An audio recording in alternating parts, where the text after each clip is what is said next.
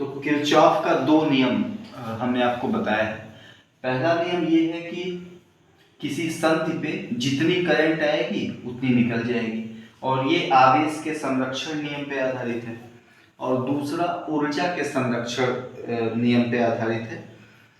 अब हम लोग सर्किट में किरचॉफ्स लॉ कैसे अप्लाई कर सकते हैं, किरचॉफ लॉ की मदद से कैसे न्यूमेरिकल सॉल्व करेंगे, ये समझने की कोशिश करेंगे। तो सबसे पहले मैं एक बेसिक सर्किट कंसिडर करने की कोशिश करता हूँ, और इसमें हम लोग अप्लाई करेंगे किरचॉफ्स लॉ, ये आप समझने की कोशिश करिए। ये एक बेसिक सर्किट जिसमें किरचॉफ्स लॉ लगाएंगे हम लोग।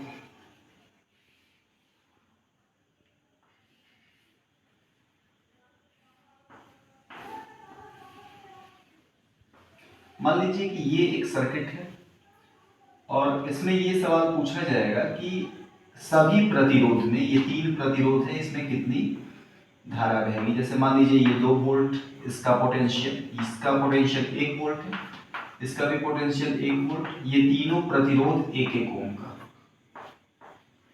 तो ये सर्किट है, और इसमें आपको धारा निकालनी है कि इस प्रतिरोध में कितनी धारा जाएगी, इसमें कितनी धारा जाएगी, और इसमें कितनी धारा जाएगी। तो 3 सेल लगा हुआ है, तीनों का वोल्टेज दिया हुआ है, धारा निकालनी है। इसमें किरचॉफ्स लॉ हम लोग अप्लाई करेंगे। तो किरचॉफ्स लॉ, पहला नियम भी लगेगा किरचॉफ का, और दूसरा नियम भी इसमें लगेगा। ये समझने के लिए इस प्रॉब्लम को आप ठीक से समझिए। सबसे पहले आपको करंट का डिस्ट्रीब्यूशन करना पड़ेगा। इस पूरे सर्किट में करंट डिस्ट्रीब्यूट करना पड़ेगा कि किस प्रतिरोध में कितनी धारा जाएगी, इस ब्रांच में कितनी करंट जाएगी, इस वाले सर्किट में, और इस वाले ब्रांच में कितनी करंट जाएगी। तो सबसे पहले करंट डिस्ट्रीब्यूशन हमको सीखना है, और करंट डिस्ट्रीब्यूशन आप शुरू करेंगे बैटरी से। बैटरी के पॉजिटिव टर्मिनल से करंट निकालोगे, ठीक है। और चूंकि यहाँ 3-3 बैटरी या सेल है, एक ये है, एक ये है, एक ये है, तो आमतौर पे आप किसी भी सेल से करंट निकाल सकते हैं उसके पॉजिटिव टर्मिनल से, और बाकी ब्रांचेस में अपने आप डिस्ट्रीब्यूट होगा, वो भी देखेंगे कैसे। तो किसी भी सेल से शुरुआत कर सकते हैं, लेकिन अगर मान लो 2 या 3 सेल है, तो जो बड़ी बैटरी है, यानी जिसका सेल का पोटेंशियल ज्यादा है, पोटेंशियल डिफरेंस वोल्टेज, वहां से आप शुरुआत करेंगे। तो यहाँ 3 सेल है, एक तो 1 वोल्ट का है, ये 2 वोल्ट का है, ये 1 वोल्ट का है। आप कहीं से करंट शुरू कर सकते हैं, लेकिन यूजुअली बड़े वाले सेल से शुरू करेंगे। तो ये 2 वोल्ट वाला सेल बड़ा सेल है, यहाँ से शुरू करेंगे। तो ध्यान दो, ये इसका पॉजिटिव टर्मिनल है। हमेशा जब आप शुरू करेंगे तो बैटरी के पॉजिटिव टर्मिनल से करंट निकालेंगे, और किसी भी सेल से शुरू कर सकते हैं। लेकिन अगर एक से अधिक सेल है तो बड़े वाले सेल से शुरू करना थोड़ा सा फायदा उसका मिलेगा, उससे आसान हो जाएगा। तो यहां से आप करंट निकालिए। मान लीजिए आई, ये जो बैटरी है या सेल है, इससे करंट निकला आई, यहां से आई करंट निकलेगी। और देखो, जब ये धारा आई यहां पे आएगी, अब ये संधि है या ये जंक्शन है, तो इस जंक्शन पे धारा बटेगी। कुछ धारा, ये जो आई करंट आ रही है, इसमें से इसका कुछ हिस्सा ऊपर जाएगा और कुछ हिस्सा नीचे जाएगा। उदाहरण के लिए मान लो अगर ये 4 एम्पियर धारा आती, तो 4 एम्पियर में से अगर 1 एम्पियर ऊपर जाता तो बचा हुआ 3 एम्पियर नीचे जाता, या 2 एम्पियर ऊपर जाता तो बचा हुआ 2 एम्पियर नीचे जाता। तो यहाँ चूंकि आई करंट आ रही है, तो मान लो कि ऊपर की तरफ धारा गई I1, आप नीचे की तरफ भी I1 मान सकते हैं। ऊपर I1 गई, तो बताओ कितनी धारा बची। अगर I धारा आई, I1 ऊपर चली गई, तो बची I माइनस I1। करंट जो बच जाएगा वो I माइनस I1। I में से I1 ऊपर चला गया, I आ रहा था, I1 नीचे, I माइनस I1 नीचे आ गया। अब ध्यान दो, यहाँ पे हमने किरचॉफ का पहला नियम लगाया है। जितनी धारा आई उसका कुछ हिस्सा इधर चला गया, बचा हुआ हिस्सा इधर चला गया। तो ये संधि पे हम किरचॉफ का पहला नियम लगा चुके हैं। अब देखो, I1 धारा इसमें जाएगी ऐसे, I1 धारा ये सर्किट में ऐसे जाएगी, यहां निकल जाएगी, इसमें भी I1 इंटर करेगा करंट। तो ये करंट I यहां से निकला, इसमें से I1 ऊपर जाएगा, I1 ऐसे घूमते घूमते घूमते घूमते यहां आ जाएगा I1, ठीक है। I में से I माइनस I1 यहां जाएगा ऐसे नीचे, इसमें भी कितना जाएगा I माइनस I1, इसमें भी I माइनस आई बन जाएगा, और ऐसे करते करते यहां पहुंच जाएगा I माइनस आई वन। अब देखो फिर यहाँ पे संधि मिल गया, ये फिर जंक्शन है, तो इस जंक्शन पे फिर आप किरचॉफ का पहला नियम लगाएंगे। तो I1 धारा इधर से आई और I माइनस I1 धारा इधर से आई, दोनों तरफ से आ रही है यहाँ पे, तो इस तरफ निकल जाएगी, और कितनी करंट इधर निकलेगी, इन दोनों का सम। ऊपर से आया I1, नीचे से I माइनस I1, इन दोनों करंट का जो योग होगा वो इधर जाएगा किरचॉफ के पहले नियम से। तो जब इन दोनों को आप जोड़ेंगे I1 plus I minus I1, तो I1 कैंसिल, क्या बच जाएगा I, मतलब अब I धारा फिर इधर जाएगी, तो इसमें I जाएगी। और देखो बैटरी के पॉजिटिव टर्मिनल से निकला कितना था I निकलने के बाद बटा यहाँ पे I1 इधर गया, I माइनस I1 इधर घूम के आ गया, और I1 इधर से आ गया, फिर दोनों ऐड होके कितना हो गया I। तो बैटरी के पॉजिटिव टर्मिनल से जो धारा निकलती है वही उसके निगेटिव में इंटर करेगा। तो देखो निगेटिव में I इंटर कर रहा है, तो इसका मतलब ये करंट डिस्ट्रीब्यूशन सही है। तो आपने देखा करंट डिस्ट्रीब्यूशन के लिए आप किसी एक सेल को चूज कर लेंगे, यूजुअली बड़ा वाला सेल, और उसके पॉजिटिव टर्मिनल से करंट निकालेंगे। कुछ धारा इस वाले आर्म में चली जाएगी और कुछ धारा इस आर्म में चली जाएगी, और फाइनल डिस्ट्रीब्यूशन ये हो जाएगा। अब हम लोग सॉल्व करने के लिए इक्वेशन लिखेंगे, और इक्वेशन लिखने के लिए किरचॉफ का दूसरा नियम लगाएंगे, सेकेंड लॉ किरचॉफ का लगाएंगे। उसके लिए आपको क्या करना है, करंट डिस्ट्रीब्यूशन के बाद अब आपको एक क्लोज्ड लूप पहचानना है, बंद परिपथ पहचानना है कि कितने बंद परिपथ हैं इसमें।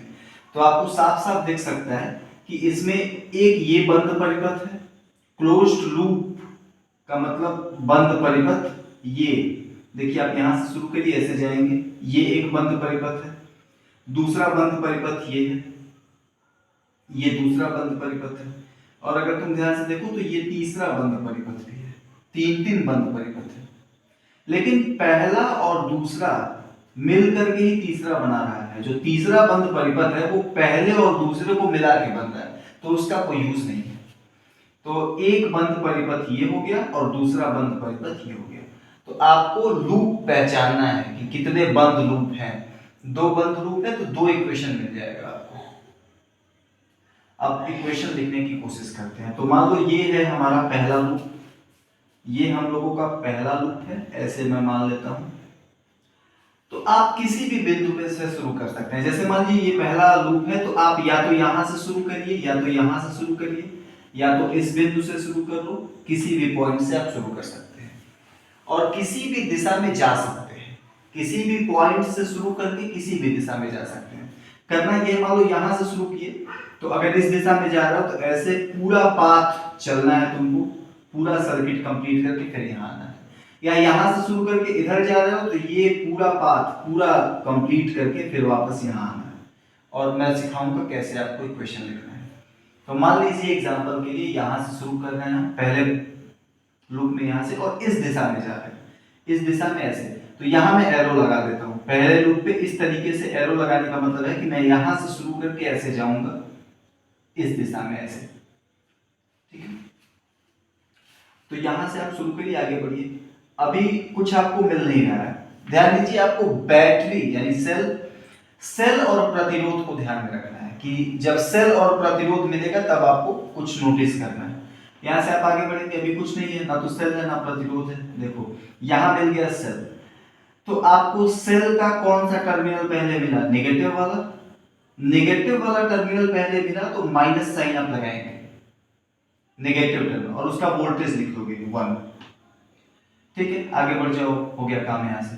अब ये तुमको मिला प्रतिरोध, तो प्रतिरोध मिला तो आप देखिए कि धारा के दिशा में जा रहे हैं कि धारा की विपरीत दिशा में, करंट के डायरेक्शन में जा रहे हो कि करंट के अपोजिट। तो आप देख सकते हैं धारा भी इधर ही है और आप जा भी रहे हैं इधर, तो प्लस साइन लगाएंगे। अगर जिधर तुम जा रहे हो उधर ही धारा की दिशा है तो प्लस साइन। और क्या करेंगे, करंट और रेजिस्टेंस का मल्टीप्लाई कर देंगे।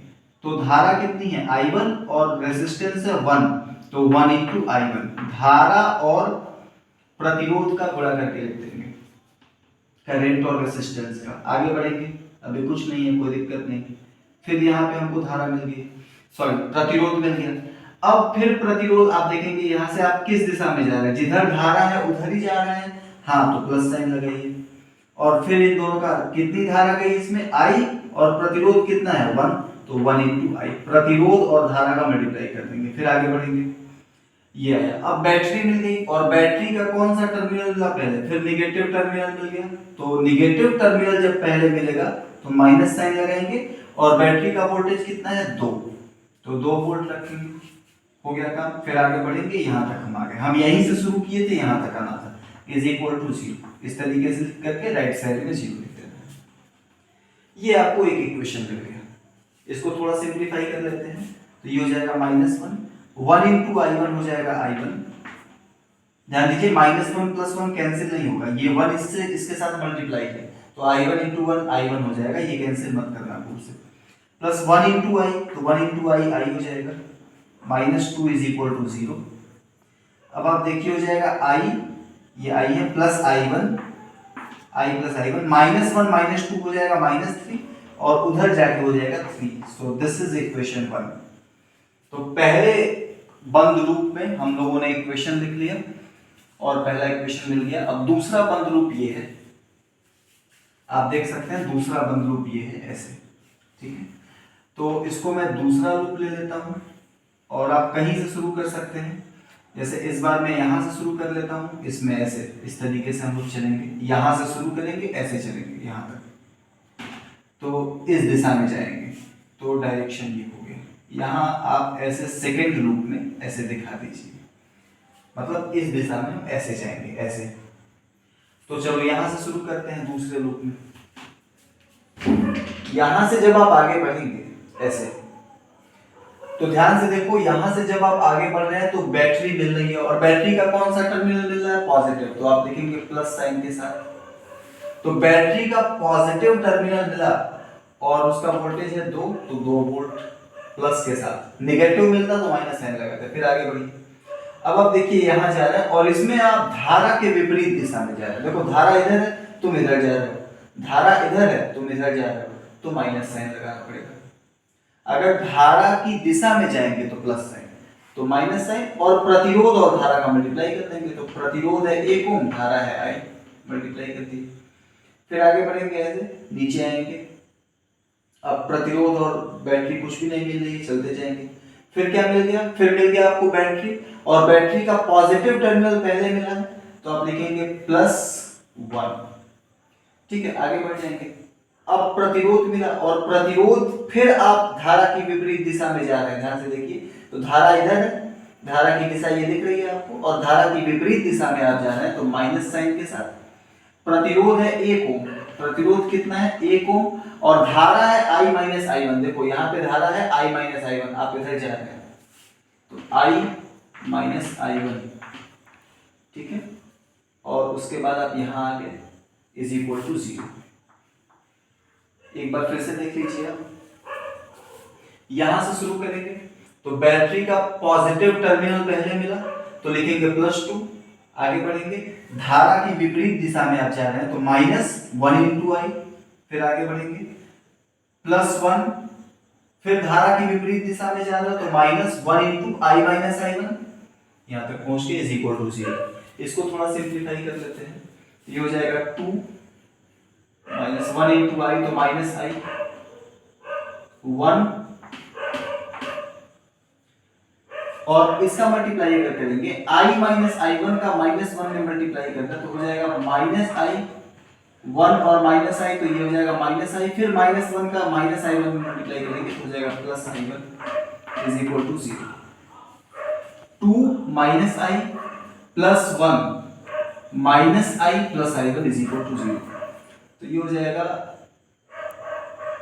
-I - I -2I, -I - I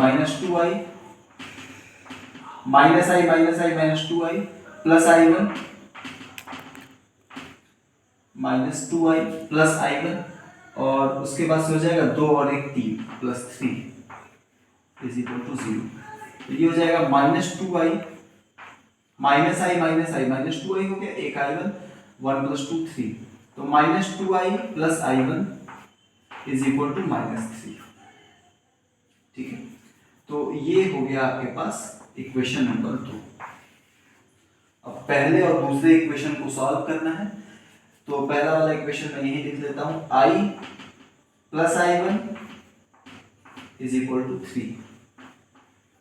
ये पहला वाला इक्वेशन है। अब आप देखिए ये i1 कैंसिल हो सकता है, माइनस साइन कर दीजिए, यहां माइनस साइन लगा देंगे और यहां भी माइनस साइन लगा देंगे। ऐसे जैसे आप साइमल्टेनियस लीनियर इक्वेशन सॉल्व करना जानते हैं, i1 खत्म, -2i माइनस i क्या हो जाएगा, -3i, और -3 हो जाएगा -6। तो यहां से i की वैल्यू आ जाएगी -6 बाई -3 मतलब 2 एम्पियर।